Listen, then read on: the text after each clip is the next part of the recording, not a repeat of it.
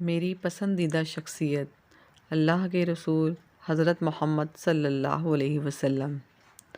اللہ تعالیٰ نے لوگوں کی رہبری اور ہدایت کے لیے دنیا میں کئی نبی اور رسول بھیجے۔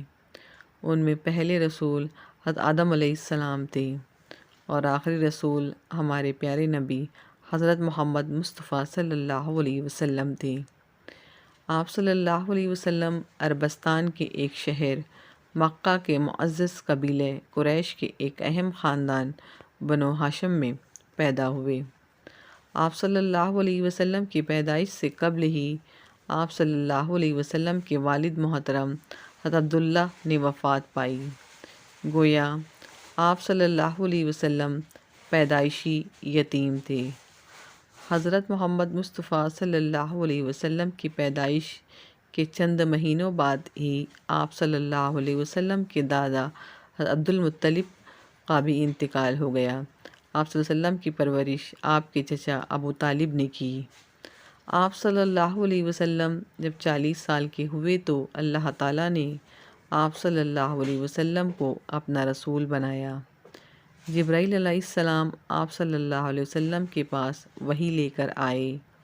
آپ صلی اللہ علیہ وسلم کی رسالت پر ایمان لانے والوں میں سر فہرست آپ صلی اللہ علیہ وسلم کی بیوی حضرت خدیجہ رضی اللہ تعالیٰ عنہا تھی۔ آپ صلی اللہ علیہ وسلم نے نہایت صبر و استقلال کے ساتھ اللہ کا پیغام لوگوں تک پہنچایا۔ آپ صلی اللہ علیہ وسلم نے بتایا کہ صرف اللہ ہی عبادت کے لائق ہے اور اسی کی عبادت کی جائے، اس کے علاوہ کسی کی عبادت جائز نہیں ہے۔ اس زمانے میں عرب کے لوگ کئی بتوں کی پوجا کرتے تھے۔ ایک اللہ کی عبادت کی دعوت سے وہ لوگ پھر گئے اور آپ صلی اللہ علیہ وسلم کے دشمن بن گئے۔ آپ صلی اللہ علیہ وسلم کو طرح طرح سے تکلیفیں دینے لگے، مگر آپ صلی اللہ علیہ وسلم نے بدلہ لینا تو دور کی بات ہے، دشمنوں کو بد دعا بھی نہ دی، بلکہ آپ صلی اللہ علیہ وسلم اللہ تعالیٰ سے دعا کرتے رہے کہ یہ لوگ ناسمجھ ہے، ان کو ہدایت دے۔ آپ صلی اللہ علیہ وسلم سراپا رحم و کرم کے پیکر تھے۔ آپ صلی اللہ علیہ وسلم نے کبھی کسی کا دل نہ دکھایا، کبھی کسی کو تکلیف نہ دی۔ قدم قدم پر آپ صلی اللہ علیہ وسلم سچائی اور اخلاق کا مظاہرہ کرتے تھے۔ فتح مکہ کے بعد آپ صلی اللہ علیہ وسلم نے مکہ والوں کے تمام مظالم کو معاف کر دیا اور رحمت للعالمین ہونے کا ثبوت دیا۔ حضرت محمد صلی اللہ علیہ وسلم کو ساری دنیا کے لیے رحمت اور ہدایت بنا کر بھیجا گیا تھا۔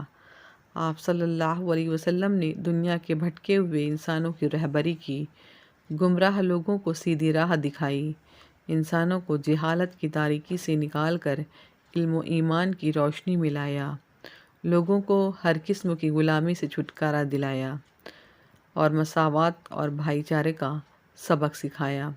عورتوں اور بچوں کے حقوق پر زور دیا، معاشرے میں عورتوں کو اونچا مقام دلایا، عورتوں کی عزت اور احترام کرنا لوگوں کو سکھایا۔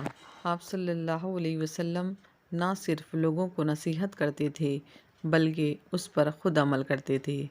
ان کے عمل اور حسن سلوک سے متاثر ہو کر لوگ ان پر ایمان لاتے اور اسلام قبول کرتے، اسلام میں شامل ہوتے۔